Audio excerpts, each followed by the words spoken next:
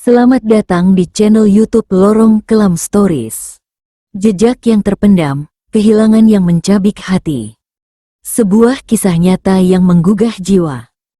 Di sebuah desa kecil yang terletak di kaki Bukit Hijau nan asri, hiduplah sepasang suami istri bernama Pak Darmo dan Bu Irma. Mereka adalah petani sederhana yang menggantungkan hidup dari hasil kebun jagung dan ubi kayu yang membentang luas di belakang rumah mereka. Rumah kayu sederhana itu berdiri kokoh di tengah hamparan sawah yang menghijau, diapit pepohonan rindang yang seolah menjadi penjaga setia keluarga kecil yang bahagia ini. Kebahagiaan mereka semakin sempurna dengan kehadiran Rizky, putra sematawayang berusia 10 tahun yang menjadi cahaya mata kedua orang tuanya. Rizky adalah anak yang cerdas dan lincah, dengan mata berbinar-binar penuh rasa ingin tahu yang tinggi. Wajahnya yang bulat dengan pipi tembam selalu dihiasi senyuman manis yang mampu melelehkan hati siapa saja. Di pangkal lehernya terdapat tanda lahir berbentuk bulan sabit kecil yang menjadi ciri khasnya, sebuah tanda yang selalu dibanggakan Bu Irma karena menurutnya itu adalah berkah dari Yang Maha Kuasa. Rizky sangat gemar membantu kedua orang tuanya di kebun. Setiap pagi, ia akan berlari-lari kecil mengikuti ayahnya yang hendak menyiram tanaman, sambil membawa ember plastik kecil berwarna biru yang sudah mulai memudar.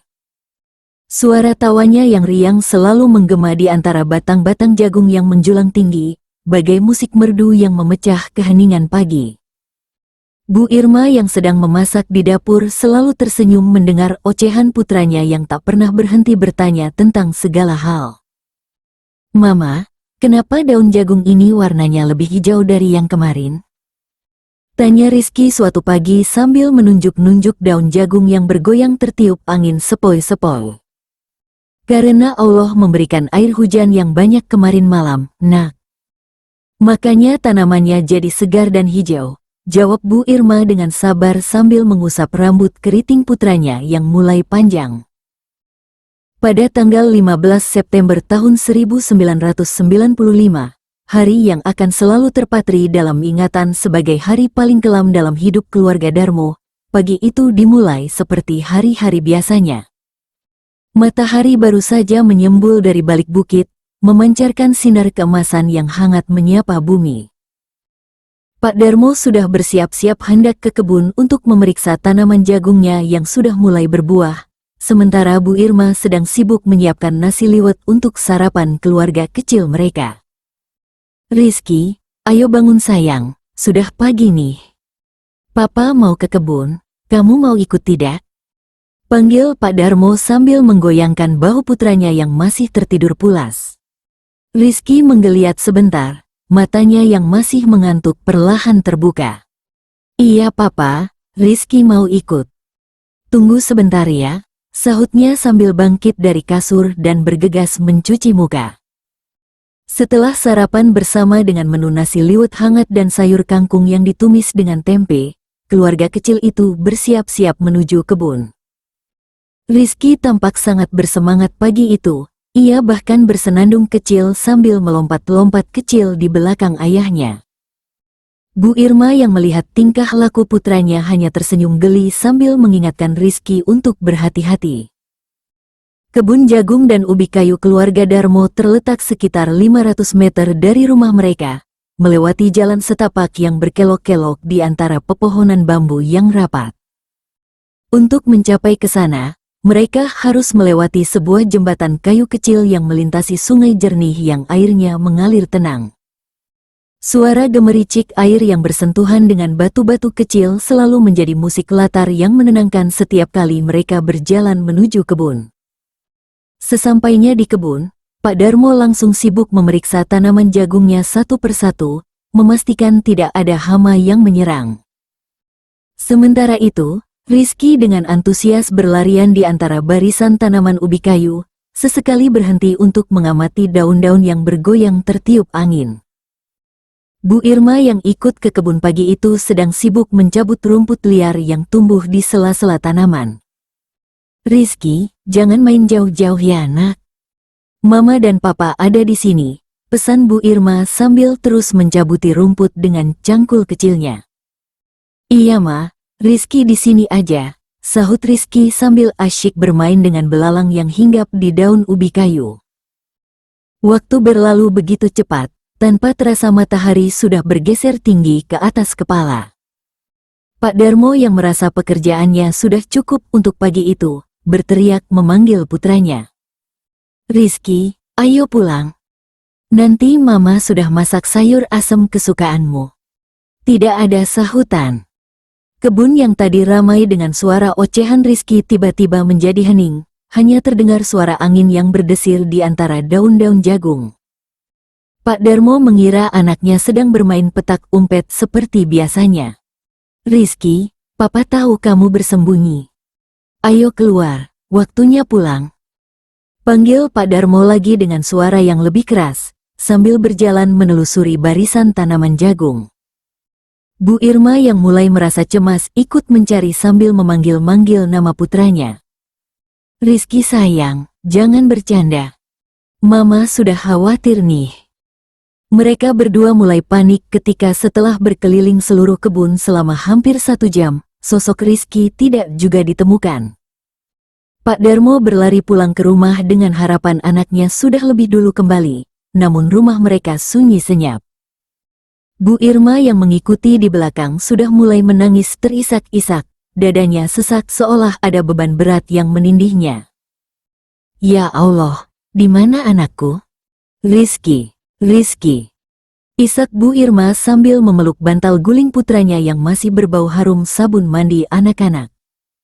Pak Darmo segera mengumpulkan tetangga-tetangga terdekat untuk membantu pencarian. Dalam waktu singkat, puluhan warga desa sudah berdatangan dengan membawa senter, obor, dan peralatan seadanya.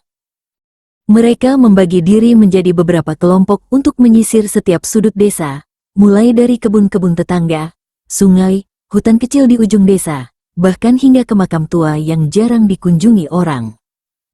Pencarian berlangsung hingga larut malam, namun tidak ada satupun petunjuk yang mengarah pada keberadaan Rizky.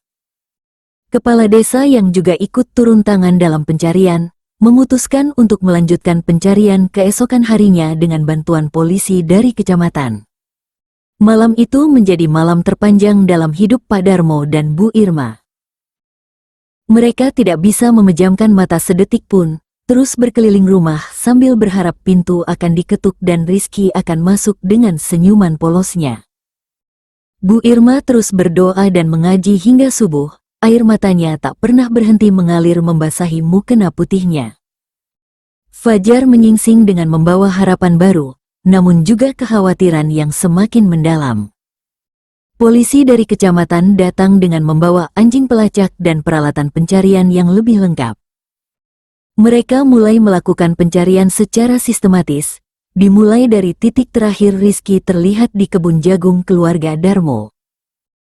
Pencarian kali ini melibatkan ratusan warga dari desa sekitar. Mereka berbaris rapi menyisir hutan, semak belukar, sungai-sungai kecil, bahkan gua-gua kecil yang ada di perbukitan. Suara teriakan, Rizky, bergema di seluruh penjuru desa, bersahut-sahutan seperti nyanyian duka yang menyayat hati. Pak Darmo yang biasanya pendiam, kali ini tampak seperti orang kesetanan. Ia berlari ke sana kemari, memanggil nama putranya dengan suara serak, matanya bengkak karena menangis semalaman. Pakaiannya yang sudah kotor dan robek-robek di beberapa bagian menunjukkan betapa desperatnya ia mencari sang buah hati. Anakku, papa di sini. Rizky, kalau kamu dengar papa, jawab ya nak. Teriak Pak Darmo sambil terus berlari menelusuri tepi sungai yang airnya jernih namun cukup dalam. Bu Irma yang kondisinya sudah sangat lemah karena tidak makan dan minum sejak kemarin, hanya bisa duduk di bawah pohon rindang sambil terus berdoa. Beberapa ibu-ibu desa bergantian menemaninya, memberikan air putih dan makanan seadanya, meski Bu Irma sama sekali tidak berselera makan. Sabar ya Bu, insya Allah Rizky pasti ketemu. Kita semua doakan, hibur Bu Aminah, tetangga sebelah rumah yang sudah dianggap seperti kakak sendiri oleh Bu Irma. Hari kedua, ketiga, bahkan hingga minggu ketiga, pencarian masih terus berlanjut dengan intensitas yang tidak berkurang. Media massa mulai memberitakan kejadian hilangnya Rizky, sehingga bantuan pencarian datang dari berbagai daerah. Relawan dari organisasi pencarian dan pertolongan, mahasiswa, bahkan masyarakat umum yang tergerak hatinya ikut membantu. Berbagai kemungkinan mulai dipertimbangkan. Ada yang menduga Rizky terjatuh ke sungai dan terbawa arus, ada yang mengira ia tersesat di hutan dan mungkin sudah sampai ke desa lain. Bahkan ada yang berpikir kemungkinan terburuk yaitu Rizky diculik oleh orang tidak bertanggung jawab. Polisi melakukan pemeriksaan mendalam terhadap semua kemungkinan. Mereka memeriksa riwayat penjahat kelamin dan penculik anak di daerah sekitar, mewawancarai setiap orang yang pernah berinteraksi dengan Rizky, bahkan memeriksa CCTV yang sangat terbatas di desa pada tahun 1995, dan melakukan penyelidikan terhadap orang-orang asing yang pernah terlihat di desa. Pak Darmo dan Bu Irma juga tidak tinggal diam. Mereka mengeluarkan seluruh tabungan yang mereka miliki untuk memperbesar upaya pencarian. Mereka menyewa paranormal dari berbagai daerah, berharap ada petunjuk gaib yang bisa membantu menemukan putra mereka. Namun semua upaya itu berujung sia-sia, tidak ada satupun yang memberikan petunjuk yang jelas dan dapat dipertanggungjawabkan. Bu Irma yang putus asa mulai mendatangi berbagai ustaz dan ustazah terkenal untuk meminta doa dan bimbingan spiritual. Ia berharap ada keajaiban yang bisa membawa putranya kembali. Setiap malam ia sholat tahajud sambil berdoa dengan sangat khusyuk, memohon kepada Allah agar diberikan petunjuk atau setidaknya ketenangan hati. Ya Allah, jika memang Rizky sudah Engkau panggil, berikanlah hamba ketabahan. Tapi jika ia masih hidup, tunjukkanlah jalan untuk menemukannya. Doa Bu Irma sambil sujud panjang di tengah malam yang sunyi. Bulan-bulan berlalu, pencarian resmi mulai dikurangi karena keterbatasan sumber daya dan minimnya petunjuk baru. Namun Pak Darmo dan Bu Irma tidak pernah berhenti. Setiap pagi mereka masih berkeliling desa, menempelkan foto Rizky di setiap tempat strategis, berharap ada yang melihat atau mengenalinya. Foto Rizky yang tersenyum manis dengan seragam sekolah dasar berwarna merah putih tertempel di warung-warung, masjid, balai desa, bahkan di pohon-pohon besar di pinggir jalan. Tulisan, hilang, dengan huruf besar berwarna merah menjadi pemandangan yang menyedihkan bagi siapa saja yang melihatnya. 5 tahun berlalu sejak kepergian Rizky. 5 tahun yang terasa seperti 50 tahun bagi Pak Darmo dan Bu Irma. Rumah yang dulu selalu dipenuhi tawa riang kini menjadi sunyi dan sepi. Kamar Rizky masih dipertahankan persis seperti saat ia masih ada, dengan boneka-boneka kecil, buku-buku cerita bergambar, dan pakaian-pakaiannya yang masih tersusun rapi di lemari. Pak Darmo yang dulu adalah pria perkasa kini tampak jauh lebih tua dari usianya. Rambutnya yang hitam legam kini sudah dipenuhi uban, wajahnya keriput, dan punggungnya mulai membungkuk. Ia jarang bicara dan lebih sering melamun, terutama saat bekerja di kebun yang menyimpan kenangan manis bersama putranya. Bu Irma mengalami perubahan yang lebih drastis. Wanita yang dulu selalu ceria dan suka bercerita kini menjadi pendiam dan sering terlihat kosong. Ia sering terlihat duduk di teras rumah sambil menatap jalan, berharap suatu saat nanti Rizky akan muncul dari tikungan jalan dengan berlari kecil seperti dulu. Namun waktu mengajarkan mereka untuk mulai menerima kenyataan. Dengan bimbingan Ustaz Mahmud, seorang ulama terpandang di desa sebelah yang sering memberikan ceramah tentang kesabaran dan tawakal, Pak Darmo dan Bu Irma perlahan-lahan mulai belajar ikhlas.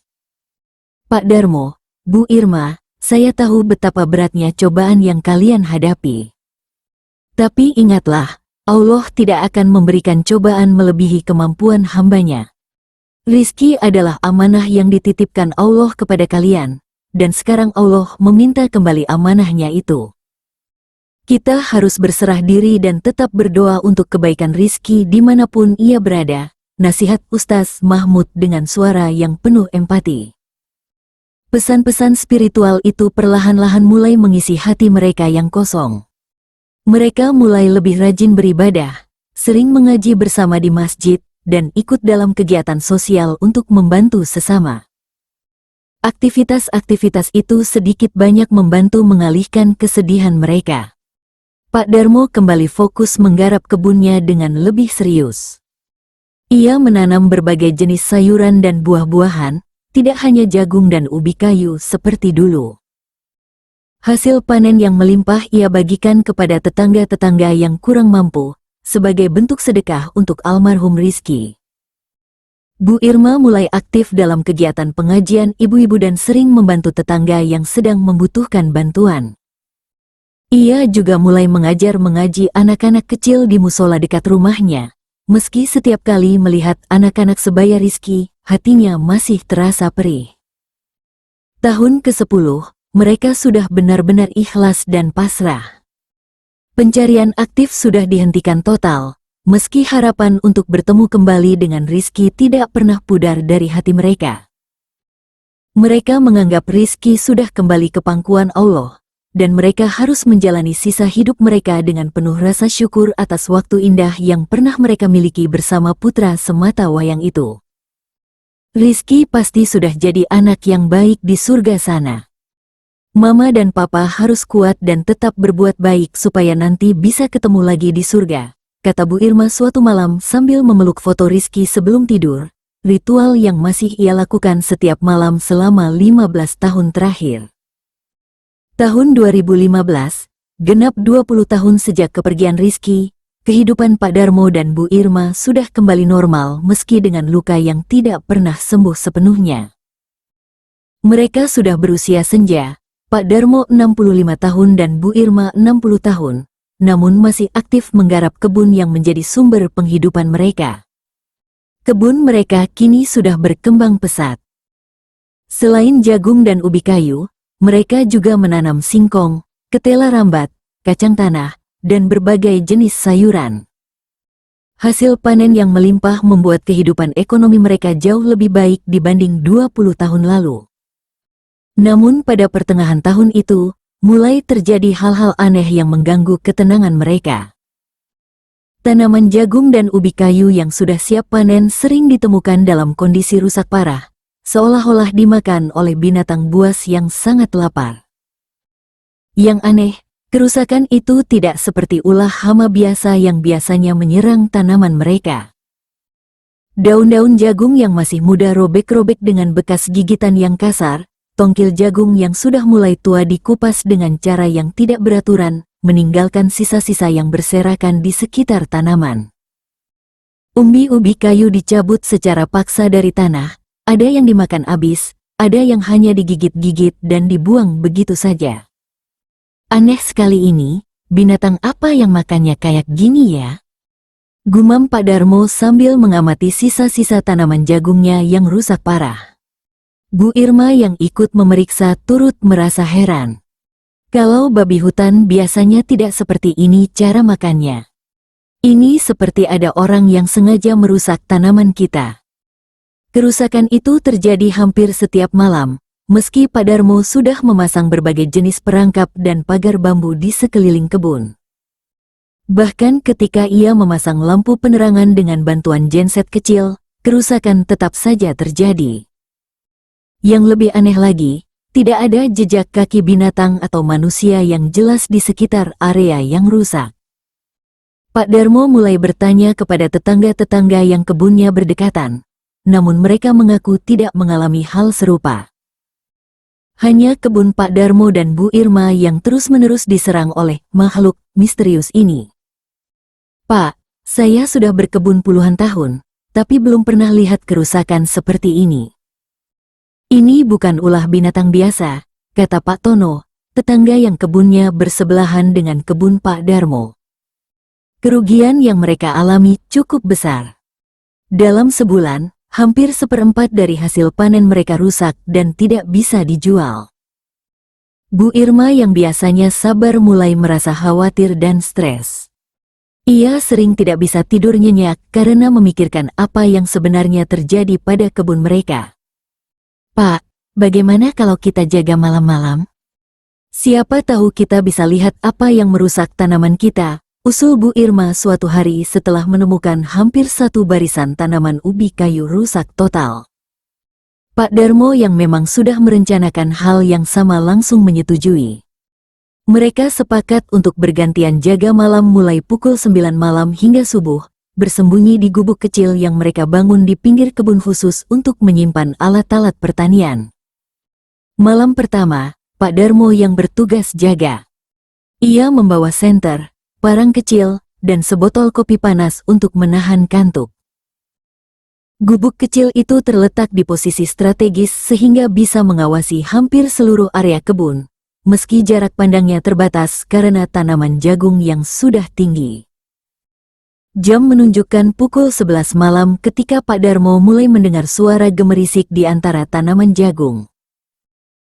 Suara itu berbeda dengan suara angin biasa, lebih seperti suara langkah kaki yang berhati-hati menapaki tanah yang agak basah.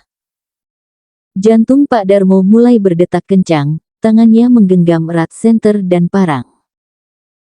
Suara itu semakin jelas, disertai dengan bunyi seperti mengunyah dan menelan yang kasar. Pak Darmo memberanikan diri keluar dari gubuk dan perlahan-lahan mendekati sumber suara. Ia mematikan senter dan menggunakan cahaya bulan yang cukup terang untuk melihat ke arah tanaman jagung yang bergoyang-goyang. Yang dilihatnya benar-benar di luar dugaan. Seorang manusia, atau setidaknya berbentuk manusia, sedang duduk berjongkok di antara tanaman jagung sambil melahap tongkil jagung mentah dengan sangat rakus. Sosok itu telanjang bulat, rambutnya panjang dan kusut seperti sarang burung, kulitnya kotor kehitaman, dan kuku-kukunya panjang seperti cakar binatang buas. Yang membuat Pak Darmo hampir pingsan adalah postur tubuh makhluk itu. Meski sudah dewasa, tinggi badannya hanya sekitar 150 cm, dengan tubuh yang kurus kering namun berotot. Cara makannya sangat buas, ia menggigit tongkil jagung dengan gigi-gigi yang tampak runcing, air liurnya menetes-netes, dan sesekali ia mengeluarkan suara seperti geraman binatang yang sedang makan. Pak Darmo mundur perlahan-lahan, tangannya gemetar hebat. Ia tidak berani menghadapi makhluk aneh itu sendirian. Dengan langkah yang sangat pelan dan hati-hati, ia kembali ke gubuk dan menunggu hingga makhluk itu pergi sendiri, yang terjadi menjelang subuh. Pagi harinya, Pak Darmo langsung menceritakan kejadian malam itu kepada Bu Irma. Istrinya tidak percaya pada awalnya, mengira suaminya hanya bermimpi atau halusinasi karena terlalu capek. "Pak, jangan-jangan Bapak ngantuk tadi malam, jadi lihat yang aneh-aneh," kata Bu Irma sambil menyiapkan sarapan. "Tidak Bu, saya benar-benar melihatnya. Makhluk itu seperti manusia tapi tingkah lakunya seperti binatang. Rambutnya panjang sekali, badannya kotor, dan cara makannya mengerikan," cerita Pak Darmo dengan wajah pucat. Bu Irma akhirnya ikut penasaran dan menyarankan agar mereka berdua jaga bersama-sama malam berikutnya. Ia juga mengusulkan untuk mengajak beberapa tetangga laki-laki yang berani, supaya kalau memang ada sesuatu yang aneh, mereka bisa mengatasinya bersama-sama. Malam kedua, Pak Darmo, Bu Irma, dan 3 orang tetangga laki-laki bersembunyi di gubuk sambil menunggu kedatangan makhluk misterius itu. Mereka membawa peralatan yang lebih lengkap, termasuk jaring ikan besar, tali tambang, dan beberapa senter yang terang. Seperti malam sebelumnya, sekitar pukul 11 malam mulai terdengar suara gemerisik. Kali ini semua orang yang berjaga bisa melihat dengan jelas sosok aneh yang sedang melahap tanaman mereka. Bu Irma yang melihatnya langsung menutup mulut dengan kedua tangan, matanya terbelalak tidak percaya. "Ya Allah, itu makhluk apa?" bisik Bu Irma dengan suara yang hampir tidak terdengar. Yang membuat mereka semakin terkejut adalah ketika makhluk itu tiba-tiba berdiri dan berbalik ke arah gubuk tempat mereka bersembunyi. Meski jaraknya cukup jauh dan cahaya bulan tidak terlalu terang, mereka bisa melihat wajah makhluk itu yang sangat kotor dan ditumbuhi bulu-bulu halus di seluruh tubuhnya. Kita tangkap sekarang atau tunggu lagi? Bisik Pak Tono, salah satu tetangga yang ikut berjaga. Sekarang, sebelum dia lari, jawab Pak Darmo dengan suara bergetar. Dengan strategi yang sudah mereka rencanakan, kelima orang itu bergerak secara bersamaan untuk mengepung makhluk aneh tersebut. Pak Darmo dan Pak Tono mendekati dari depan sambil membawa jaring, sementara dua tetangga lainnya mengepung dari samping kiri dan kanan. Bu Irma tetap berada di posisi belakang sambil menyinari dengan senter. Makhluk itu tampaknya menyadari kehadiran mereka dan langsung berlari dengan kecepatan yang luar biasa. Namun karena ia sudah terkepung, akhirnya ia terjerat jaring yang dilemparkan Pak Darmo. Suara geraman dan pekikan yang sangat keras langsung terdengar, membuat bulu kuduk semua orang yang ada di sana berdiri. Hati-hati, dia mengamuk, teriak Pak Tono sambil membantu memegang jaring yang bergerak-gerak hebat. Makhluk itu berontak dengan kekuatan yang luar biasa. Ia mencakar-cakar jaring dengan kuku-kukunya yang panjang, menggigit-gigit tali jaring, dan mengeluarkan suara-suara aneh yang tidak bisa dimengerti.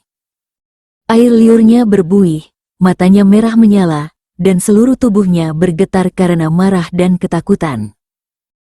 Butuh waktu hampir setengah jam untuk benar-benar bisa mengendalikan makhluk itu. Mereka harus menggunakan beberapa lapis tali tambang untuk mengikat tangan dan kakinya, karena kekuatannya benar-benar di luar dugaan. Setelah berhasil diikat, makhluk itu masih terus berontak sambil mengeluarkan suara erangan yang menyayat hati. Sekarang bagaimana? Kita bawa kemana dia? Tanya salah satu tetangga yang ikut membantu. Bawa dulu ke rumah saya. Besok pagi kita pikir mau diapakan, jawab Pak Darmo sambil memandangi makhluk aneh yang sudah mulai sedikit tenang.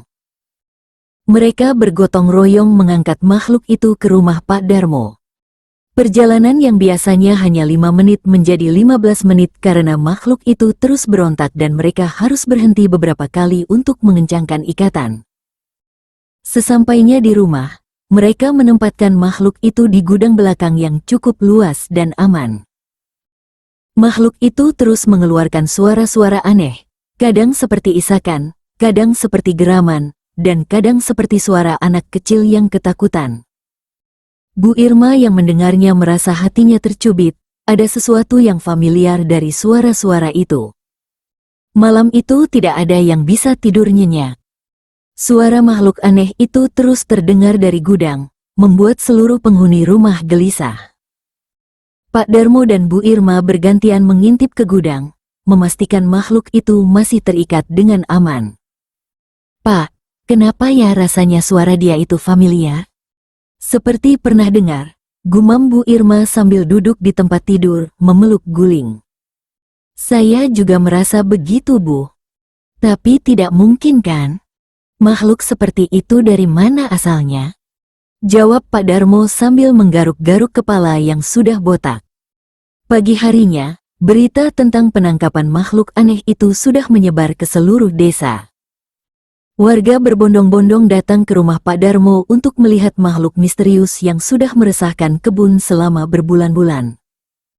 Kepala desa, Pak Polisi, bahkan wartawan dari kota kabupaten ikut berdatangan. Ustaz Mahmud yang sudah sangat tua tapi masih aktif memberikan bimbingan spiritual, datang bersama beberapa santri untuk melihat makhluk aneh itu. Setelah mengamati dari jarak aman, beliau memberikan saran yang sangat bijaksana. Anak-anakku, apapun makhluk ini, ia adalah ciptaan Allah. Kita tidak boleh menyakitinya atau memperlakukannya dengan kasar. Cobalah untuk membersihkan dan merawatnya dengan baik. Siapa tahu ini adalah ujian dari Allah untuk kita semua, nasihat Ustaz Mahmud dengan suara yang penuh kearifan. Saran Ustaz itu disambut baik oleh warga. Mereka sepakat untuk membersihkan makhluk itu secara bergotong royong. Ibu-ibu desa menyiapkan air hangat, sabun, handuk, dan pakaian bekas yang masih layak pakai. Bapak-bapak menyiapkan gunting untuk memotong rambut dan kuku yang sudah sangat panjang. Proses pembersihan dimulai siang itu juga. Makhluk itu masih dalam kondisi terikat, namun sudah tidak terlalu agresif seperti malam sebelumnya. Ia tampak sangat ketakutan dan terus gemetar ketika didekati oleh orang-orang. Bu Irma yang memiliki naluri keibuan yang kuat, dengan perlahan mendekati makhluk itu sambil membawa baskom berisi air hangat. "Tenang ya, kami tidak akan menyakiti kamu. Kami mau membersihkan kamu saja," kata Bu Irma dengan suara lembut, seolah sedang berbicara dengan anak kecil. Anehnya, makhluk itu tampak menjadi lebih tenang ketika mendengar suara Bu Irma. Matanya yang tadi merah menyala perlahan-lahan berubah menjadi lebih normal, dan gerakannya tidak lagi seagresif sebelumnya. Proses pembersihan berlangsung selama hampir 3 jam. Mereka harus sangat berhati-hati karena makhluk itu masih bisa tiba-tiba mengamuk jika merasa terancam. Lapisan demi lapisan kotoran, lumpur kering, dan daun-daun yang menempel di tubuhnya perlahan-lahan terangkat. Yang paling mengejutkan adalah ketika rambut panjang dan kusutnya dipotong. Setelah rambutnya dipangkas pendek dan wajahnya dibersihkan, bentuk wajah yang sesungguhnya mulai terlihat. Beberapa ibu-ibu yang ikut membantu pembersihan mulai saling berbisik-bisik. "Loh, kok kayak familiar ya wajahnya?" bisik Bu Aminah kepada Bu Irma. "Iya, saya juga merasa begitu. Seperti pernah lihat wajah ini," sahut Bu Irma sambil terus memandangi wajah makhluk itu yang sudah mulai bersih. Setelah seluruh tubuhnya dibersihkan, dipotong kuku dan rambutnya, serta dipakaikan baju bekas yang ukurannya pas, makhluk itu sudah tampak seperti manusia normal. Tinggi badannya memang hanya sekitar 150 cm, dengan postur tubuh yang kurus namun berotot. Yang paling menarik perhatian adalah adanya tanda lahir di pangkal lehernya.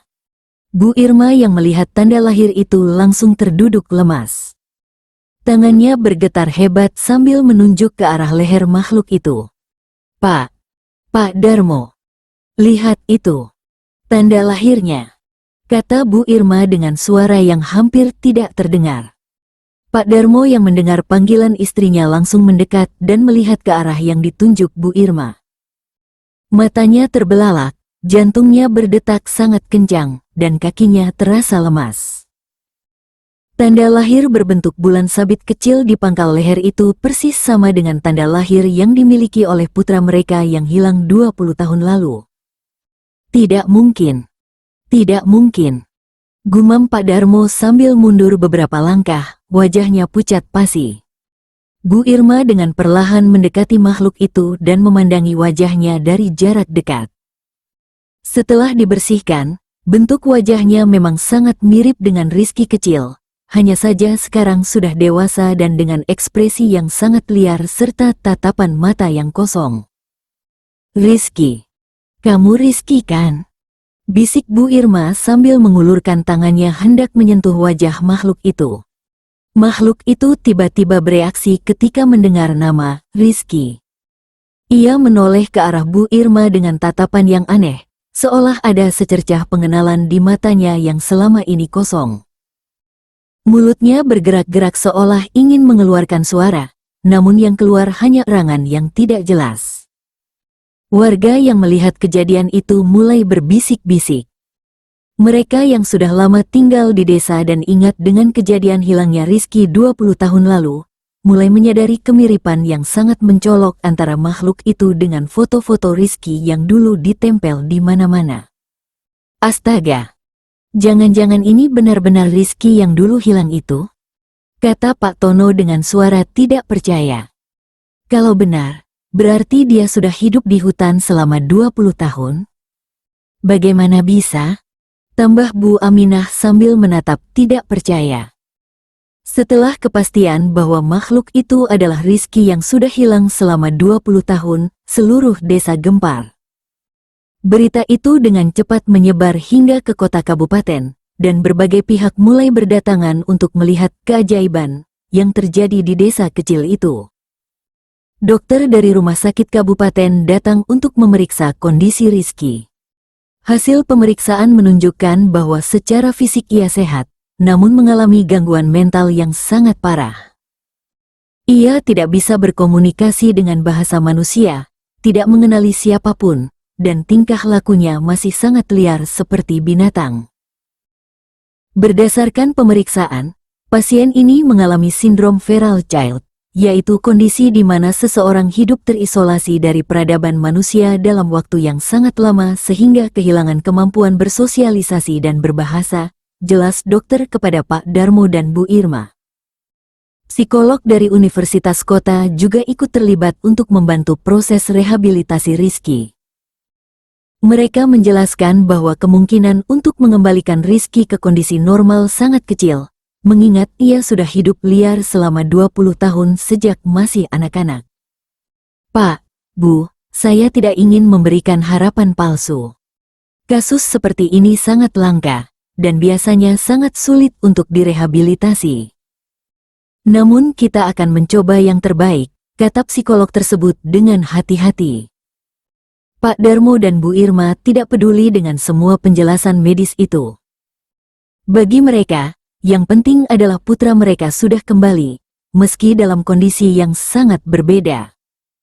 Mereka bertekad untuk merawat dan mencoba mengembalikan kemanusiaan Rizky dengan penuh kesabaran dan kasih sayang. Rizky ditempatkan di kamar yang dulu menjadi kamarnya, namun dengan pengamanan ekstra karena ia masih sering mengamuk dan bisa merusak barang-barang di sekitarnya. Ia tidak bisa menggunakan toilet, tidak bisa makan dengan menggunakan sendok atau garpu, dan tidak bisa tidur di tempat tidur. Ia lebih suka tidur di lantai dengan posisi meringkuk seperti binatang. Bu Irma dengan sabar mulai mengajari Rizky hal-hal dasar seperti cara makan, cara minum, dan cara menggunakan toilet. Prosesnya sangat lambat dan melelahkan, karena Rizky sering tidak mau diajak kerjasama dan kadang-kadang tiba-tiba mengamuk tanpa sebab yang jelas. Rizky sayang, ini Mama. Coba ingat Mama. Dulu kamu suka sekali peluk Mama, kata Bu Irma sambil berusaha mendekati Rizky yang sedang duduk di pojok kamar sambil memeluk lututnya. Rizky memandang Bu Irma dengan tatapan kosong, sesekali kepalanya miring seperti sedang berusaha mengingat sesuatu. Kadang-kadang ia mengeluarkan suara seperti erangan, dan kadang-kadang ia tiba-tiba menangis dengan suara yang sangat menyayat hati.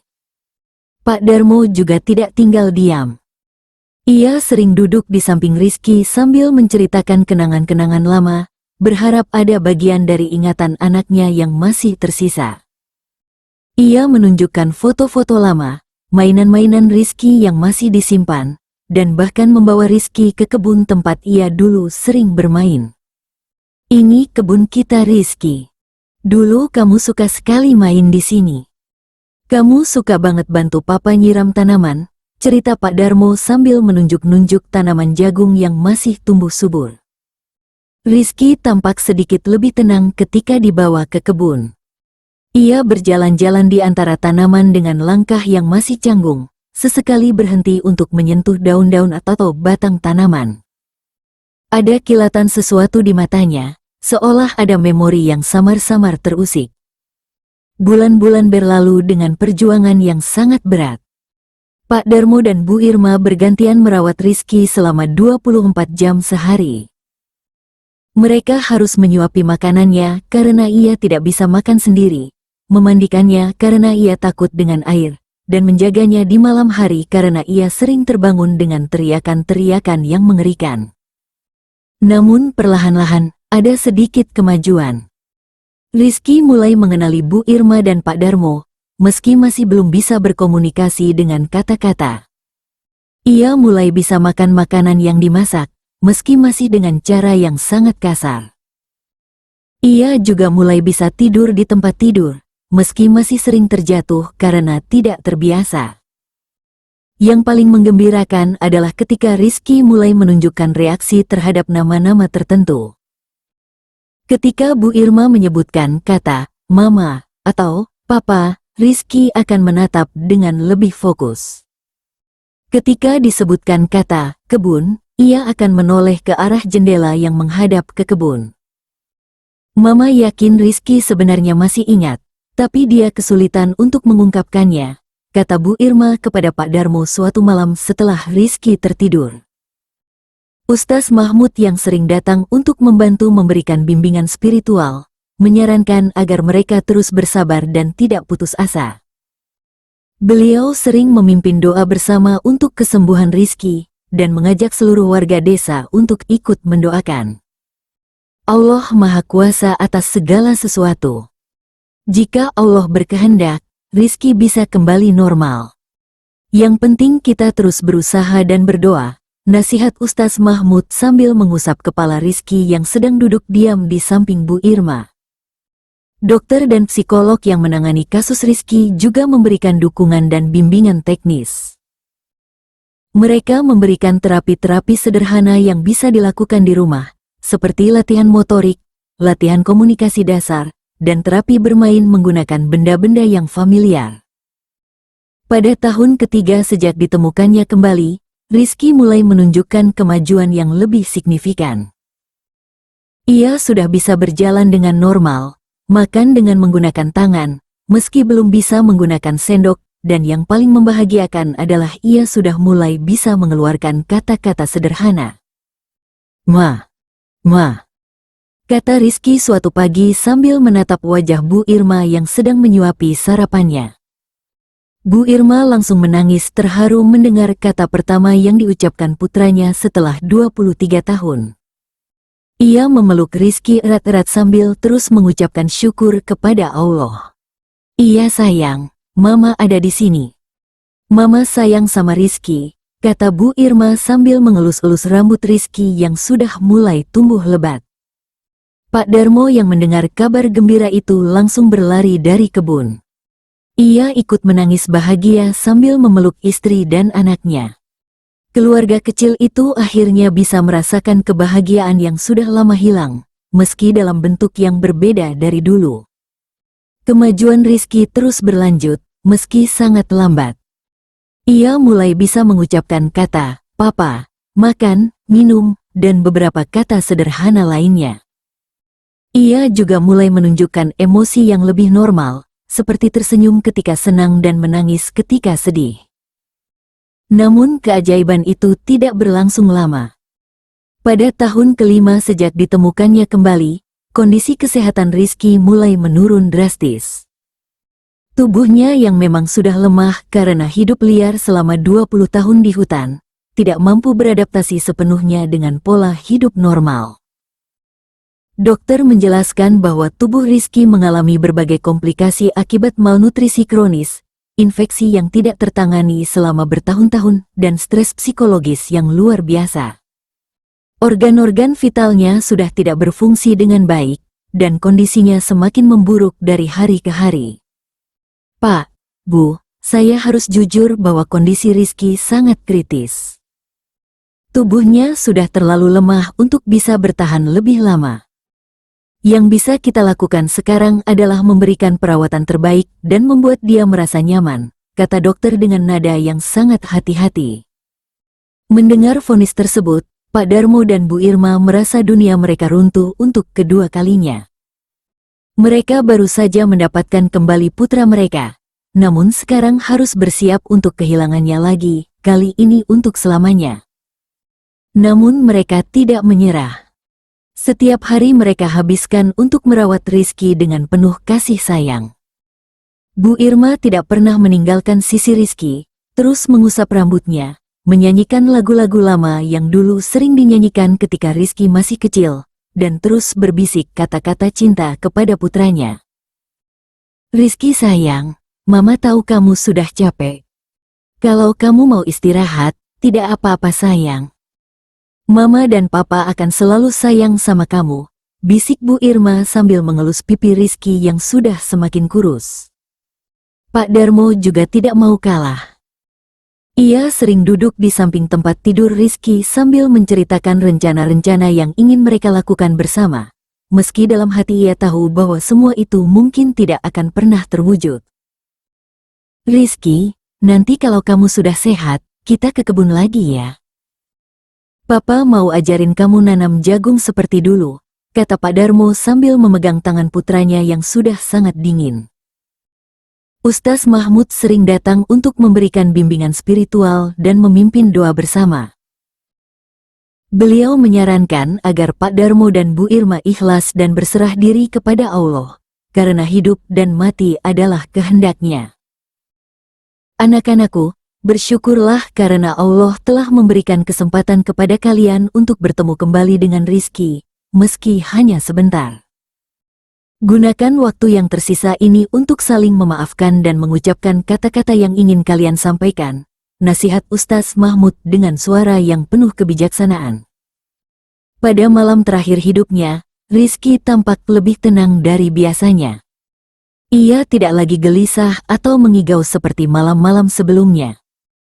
Matanya yang sudah sayu itu menatap wajah Bu Irma dan Pak Darmo bergantian, seolah ingin mengingat dan menyimpan wajah-wajah itu untuk terakhir kalinya. "Mama, Papa," kata Rizky dengan suara yang sangat lemah, namun jelas terdengar. "Iya sayang, Mama dan Papa di sini." "Mama dan Papa sayang banget sama Rizky," jawab Bu Irma sambil mencium kening putranya. "Sayang. Rizky sayang Mama, Papa." Lanjut Rizky dengan susah payah, menggunakan seluruh sisa tenaganya untuk mengucapkan kata-kata yang sudah lama terpendam di hatinya. Air mata Pak Darmo dan Bu Irma mengalir deras mendengar kata-kata terakhir putra mereka. Mereka berdua memeluk Rizky erat-erat, membisikkan doa-doa dan kata-kata cinta yang sudah 20 tahun tidak bisa mereka sampaikan. Rizky meninggal dunia dengan tenang pada dini hari tanggal 3 Oktober tahun 2020, dikelilingi oleh kasih sayang kedua orang tuanya. Wajahnya tampak damai, seolah semua penderitaan dan kesengsaraan yang dialaminya selama 25 tahun terakhir akhirnya berakhir. Pemakaman Rizky dihadiri oleh seluruh warga desa dan orang-orang dari berbagai daerah yang pernah terlibat dalam pencarian atau perawatannya. Ustaz Mahmud memimpin salat jenazah dan memberikan ceramah tentang hikmah di balik cobaan yang dialami keluarga Pak Darmo dan Bu Irma. Saudara-saudaraku, kisah keluarga ini mengajarkan kita tentang kesabaran, keikhlasan, dan kasih sayang yang tidak pernah pudar. Pak Darmo dan Bu Irma telah menunjukkan kepada kita bagaimana seharusnya orang tua menyayangi anaknya, dalam kondisi apapun, kata Ustaz Mahmud dalam ceramahnya. Pak Darmo dan Bu Irma meski sangat sedih, mereka merasa bersyukur karena Allah telah memberikan kesempatan kepada mereka untuk bertemu kembali dengan putra mereka, meski hanya sebentar. 5 tahun terakhir bersama Rizky menjadi kenangan yang sangat berharga, menggantikan 20 tahun kekosongan yang menyakitkan. Alhamdulillah, kami bisa ketemu lagi sama Rizky. Kami bisa peluk dia, kasih makan dia, dan yang paling penting, kami bisa dengar dia panggil Mama Papa lagi. Itu sudah lebih dari cukup untuk kami, kata Bu Irma sambil mengelap air mata dengan ujung kerudungnya. Setelah pemakaman, Pak Darmo dan Bu Irma kembali ke rutinitas selama mereka sebagai petani. Namun kini kebun mereka tidak lagi sepi, karena sering ada orang-orang yang datang untuk mendengar kisah luar biasa keluarga mereka. Mereka dengan senang hati membagikan pengalaman dan hikmah yang mereka dapatkan dari cobaan yang sangat berat itu. Kamar Rizky kembali dipertahankan seperti semula, namun kini dengan kenangan baru yang lebih lengkap. Foto-foto Rizky ketika sudah dewasa dipajang berdampingan dengan foto-foto masa kecilnya, menjadi bukti bahwa cinta seorang ibu dan ayah tidak pernah terputus oleh waktu dan keadaan. Cerita tentang Rizky menjadi legenda di desa itu dan daerah sekitarnya. Kisah ini mengajarkan bahwa takdir Allah tidak bisa diubah, namun bagaimana kita menghadapi takdir itulah yang menentukan kualitas hidup kita. Pak Darmo dan Bu Irma telah membuktikan bahwa dengan kesabaran, keikhlasan, dan ketawakalan kepada Allah, setiap cobaan pasti ada hikmahnya. Kebun jagung dan ubi kayu yang dulu menjadi tempat bermain Rizky kecil dan kemudian menjadi tempat ia mencari makan ketika hidup liar, kini kembali subur dan produktif. Pak Darmo selalu menyisihkan sebagian hasil panennya untuk disedekahkan atas nama Rizky, berharap amal jariah itu bisa bermanfaat untuk putranya di alam sana. Dan di setiap sore yang tenang, ketika angin sepoi-sepoi bertiup melalui daun-daun jagung yang bergoyang, Bu Irma selalu merasa bahwa Rizky masih ada di sana, bermain dan tertawa riang seperti dulu kala. Kini sudah bebas dari semua penderitaan duniawi dan kembali menjadi anak kecil yang bahagia di surga yang kekal. Akhir cerita. Wallahu a'lam bishawab, dan Allah yang lebih mengetahui kebenaran. Terima kasih sudah berkunjung di channel kami, Lorong Kelam Stories. Jangan lupa subscribe dan klik tombol loncengnya agar tidak ketinggalan cerita-cerita menarik lainnya. Sampai jumpa.